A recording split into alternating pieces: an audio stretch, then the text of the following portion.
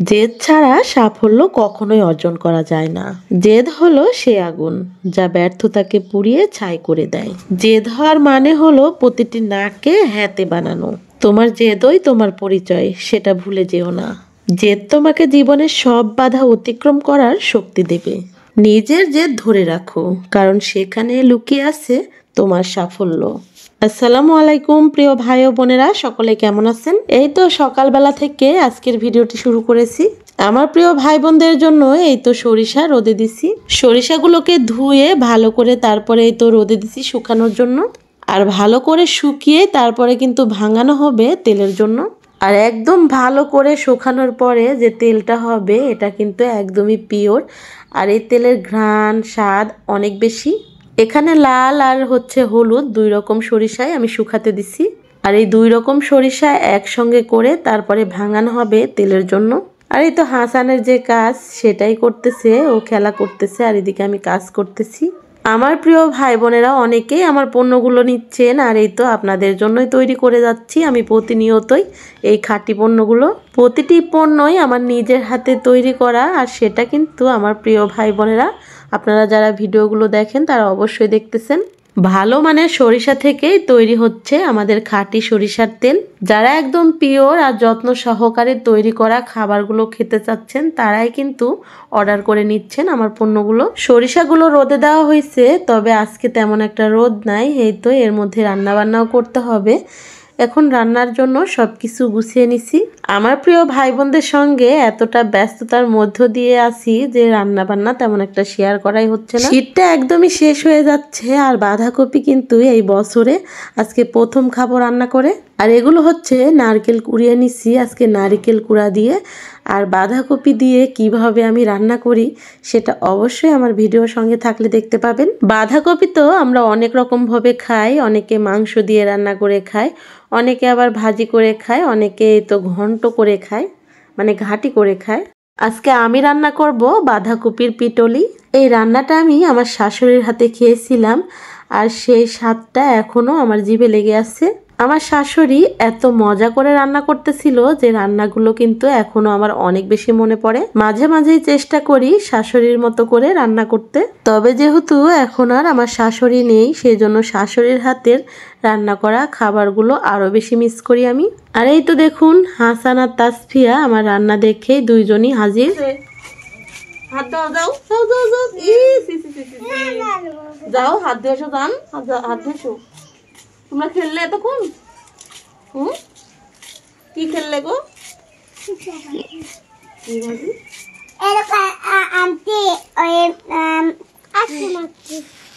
Ice cream খাইছি, হাসান এসে টুক মারিচ্ছে। টুক মারিচ্ছে? হয় টুকি দিচ্ছে না, টুকি দিনি, টুকি দিনি, বুড়োকে দিনি। আইসে দেখেছি যে আমি আইসক্রিম কোমল আটা করছি, কোমল না।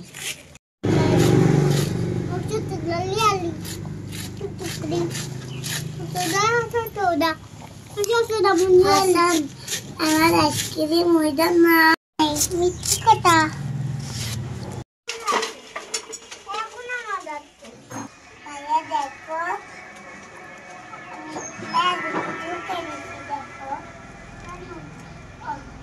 আমাদের বাড়িতে দুইটা গোলাপ গাছ, আর এই গোলাপ গাছে সব সময় গোলাপ ফুল ফুটে থাকে। বাচ্চারা ইচ্ছা মতো ছিঁড়ে খেলা করে, আর যারা স্কুলে যায় রাস্তার ধারে যেহেতু গাছ, সবাই কিন্তু ছিঁড়ে নিয়ে চলে যায়। তারপরেও মাশাআল্লাহ আমার গোলাপ গাছে কিন্তু গোলাপের অভাব নেই। বাঁধাকপি কেটে নিছি, আর এখন কড়াইয়ে দিয়ে দিলাম সরিষার তেল। কয়েকটা শুকনা মরিচ দিছি ফোড়নের জন্য, তারপরে দিয়ে দিলাম চিড়ে রাখা কাঁচা মরিচ ও পেঁয়াজ কুচি। কুচিয়ে রাখা রসুন কোয়াও দিয়ে দেব। বাঁধাকপির পিটলি রান্না করার জন্য কোনো মশলাই আমি বাটি নাই, সব মশলাই কেটে দিয়ে রান্না করব। সরিষার তেলে এখন পেঁয়াজ মরিচ রসুনটা ভাজা হয়ে গেলে এর মধ্যে দিব 1 চামচের মতো গোটা জিরা। জিরাটা দেওয়ার পরে দিয়ে দেব পাঁচফোড়ন, আর পাঁচফোড়নটা দেওয়ার পরে কিন্তু বেশিক্ষণ আর ভাজবো না, কারণ পাঁচফোড়ন ভাজতে গেলে তিতা হয়ে যায়। এই তো একটু ভেজে নিয়ে এখন দিয়ে দেব কেটে রাখা আলু। আমি যে সরিষার তেলে রান্না করতেছি এই সরিষার তেলটাই কিন্তু আপনাদের জন্য পাঠিয়ে দিচ্ছি। সরিষা থেকে যে তেলটা করা হয় সেই তেলের কিন্তু কখনোই ফেনা হয় না রান্না করতে গেলে। আর আমার সরিষার তেলেরও কিন্তু কখনোই ফেনা হবে না। যারা নিচ্ছেন তারা অবশ্যই জানবেন। পুরো বাঁধাকপি কাটার পরে অনেকগুলো হয়েছে, আর এই তো আস্তে আস্তে দিচ্ছি, যেহেতু কড়াইয়ে কিন্তু একদমই ভরে যাচ্ছে, অল্প করে দিচ্ছি, কমে যাচ্ছে, আবারও দিচ্ছি, এভাবেই এই তো কমিয়ে নিচ্ছি আগে। আর এই তো দেখুন আমাদের হলুদের গুঁড়োটা যারা নিচ্ছেন দেখবেন কতটা সুন্দর কালার হয় তরকারিতে। অল্প একটু তরকারিতে হলুদের গুঁড়া দিলেই সেই তরকারিটা অনেক সুন্দর কালার আসে। যারা আমাদের এই তো খাঁটি পণ্যগুলো বা গ্রামীণ পণ্যগুলো নিচ্ছেন বা নিতে চাচ্ছেন, তারা স্ক্রিনে থাকা হোয়াটসঅ্যাপ নাম্বারে যোগাযোগ করবেন আমার সঙ্গে। এগুলো হচ্ছে চালের গুঁড়ি, এই তো 3-4 চামচের মতো চালের গুঁড়ি আমি পানির সঙ্গে মিলিয়ে যখন বাঁধাকপিটা সিদ্ধ হয়ে গেছে তার মধ্যে দিয়ে দিলাম। এইভাবে চালের গুঁড়োটা দেওয়ার কারণে কিন্তু এখন বাঁধাকপির এই ভাজিটা অনেক সুন্দর আঠালো হয়ে আসবে। আর চালের গুঁড়িটা দেওয়ার পরে অনেকটা সময় নাড়াচাড়া করে তারপরে এই তো দিয়ে দিলাম কোরানো নারকেল। নারকেলটা দেওয়ার কারণে এই বাঁধাকপির পিটলি বা ভাজি যেটাই বলি না কেন অনেক মজার হবে খেতে। নারকেলটা দেওয়ার পরেও কিন্তু অনেকটা সময় ধরে নাড়াচাড়া করে তারপরে নামিয়ে নেব। আমার মতো কেউ কখনো আমার আপুরা রান্না করেছেন কিনা সেটা অবশ্যই কমেন্টের মাধ্যমে জানাবেন। আর যদি কেউ এই রান্নাটা না খেয়ে থাকেন তবে অবশ্যই রান্নাটা করে খাবেন, দেখবেন অনেক বেশি মজার লাগবে খেতে। বাঁধাকপির ভাজি, ভর্তা বা ঘন্ট সবকিছুই আমার কাছে মজা লাগে, আর এইভাবে পিটলি রান্না করলে আরও বেশি খেতে মজা লাগে। এই তো বাঁধাকপির পিটলিটা আর একটু পরিবেশন করার জন্য আমি এর উপর দিয়ে নারকেল কুড়ানো দিয়ে দিচ্ছি। দেখতে কতটা লোভনীয় বা আকর্ষণীয় মনে হচ্ছে। আমাদের কাছে যে জিনিসটা দেখতে ভালো লাগে বা দেখতে সুন্দর লাগে সেই জিনিসের প্রতি আগ্রহ কিন্তু সবারই বেশি। যে কোনো খাবার যত সুন্দর করে পরিবেশন করা হয় ততই কিন্তু খাবারের চাহিদাটা বাড়ে। এই তো এগুলো হচ্ছে টমেটো, আর এই টমেটো দিয়ে আমি চাটনি রান্না করব। টমেটোর চাটনি আমরা বড় ছোট সবাই ভীষণ পছন্দ করি। আর এখন যেহেতু ঘরে সব সময় টমেটো থেকেই যায়, সেই জন্য মাঝে মাঝে এরকম টমেটোর চাটনিটা রান্না করে নিই। আজকে আর টমেটোর চাটনি রান্নাটা শেয়ার করলাম না, রান্না করে একদম নামিয়ে নিলাম। ঝটপট রান্না করলাম একদম মাছ মাংস ছাড়া। তবে আজকে রান্নাগুলোর প্রতি অন্যরকম একটা আকর্ষণ, খাওয়ার প্রতি লোভ।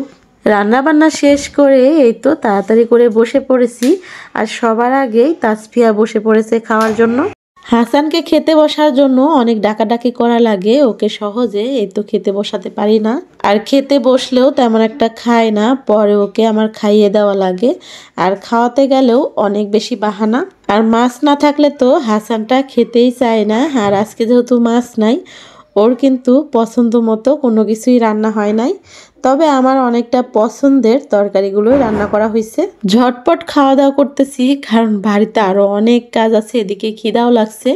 আর এখন যদি না খাই তাহলে খেতে অনেকটা দেরি হয়ে যাবে। হাসান তাসফিয়ার সঙ্গে বসে আছে, তবে ও বড়ইয়ের আচার খাচ্ছে, ভাত খাচ্ছিল না। ভাত তো খাচ্ছি, তবে আকাশে মেঘ দেখে অনেকটা টেনশন হচ্ছে, খুব তাড়াহুড়া করে খাচ্ছি। তাড়াতাড়ি করে খাওয়া দাওয়া শেষ করে চলে আসলাম সরিষা উঠাতে। কখন জানি বৃষ্টি চলে আসে এরকম একটা ভাব আকাশের। আর এই তো দেখুন হাসানটাও কতটা কাজের আমার সঙ্গে কাজে লেগে পড়েছে। আর হঠাৎ করে যদি বৃষ্টি চলে আসে, সারাদিনের যে একটা কষ্ট করে শুকাইছি সেই কষ্টটাই কিন্তু একদম বিফলে চলে যাবে। হলুদ সরিষা আর লাল সরিষা যেহেতু একসঙ্গেই ভাঙিয়ে তেল করব, সেই জন্য একসঙ্গে মিলিয়ে বস্তায় উঠাচ্ছি। তবে সরিষাগুলো আর একটু রোদে দেওয়া লাগবে ভালো করে, তাহলে শুকানো হবে। আর এখন দুপুরবেলা মনে হচ্ছে আকাশটা একদম সন্ধ্যা হয়ে আসছে, এরকম একটা অবস্থা হয়েছে। এভাবেই কিন্তু প্রতিনিয়তই আমার প্রিয় ভাই বোনদের জন্য খাঁটি পণ্যগুলো অনেকটা কষ্ট করে ব্যস্ততার মধ্য দিয়েই তৈরি করতেছি। আমার গ্রামীণ ভিডিওগুলো বা রান্নাবান্না আপনাদের কাছে কেমন লাগে সেটা অবশ্যই কমেন্টের মাধ্যমে জানাবেন। আর আমার ভিডিওগুলো আরও বেশি মানুষের কাছে পৌঁছানোর জন্য অবশ্যই শেয়ার করে দিবেন। আর এই তো দেখুন শেষ পর্যন্ত বৃষ্টি এসে গেছে। বৃষ্টি দেখতে দেখতে আজকের ভিডিওটি শেষ করতেছি। আল্লাহ হাফেজ।